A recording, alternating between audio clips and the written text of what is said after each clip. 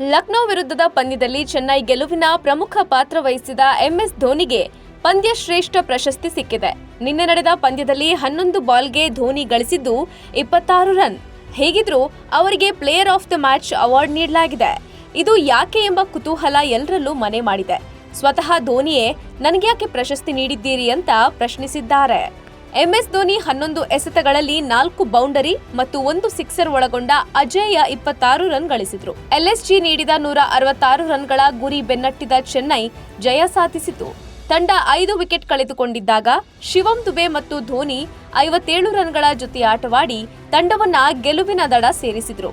ಧೋನಿ ಪರಿಣಾಮಕಾರಿ ಇನ್ನಿಂಗ್ಸ್ಗಾಗಿ ಪಂದ್ಯ ಶ್ರೇಷ್ಠ ಪ್ರಶಸ್ತಿಯನ್ನ ಪಡೆದ್ರು. ಹಿಂದಿನ 5 ಪಂದ್ಯಗಳಲ್ಲಿ ಸತತ ಸೋಲಿನ ಸರಣಿಯನ್ನ ಚೆನ್ನೈ ಸೂಪರ್ ಕಿಂಗ್ಸ್ ತಂಡ ಕೊನೆಗೊಳಿಸಿದೆ. ನಾಯಕ ಎಂಎಸ್ ಧೋನಿ ರನ್ ಚೇಸ್ನಲ್ಲಿ ಪ್ರಮುಖ ಪಾತ್ರ ವಹಿಸಿದ್ರು.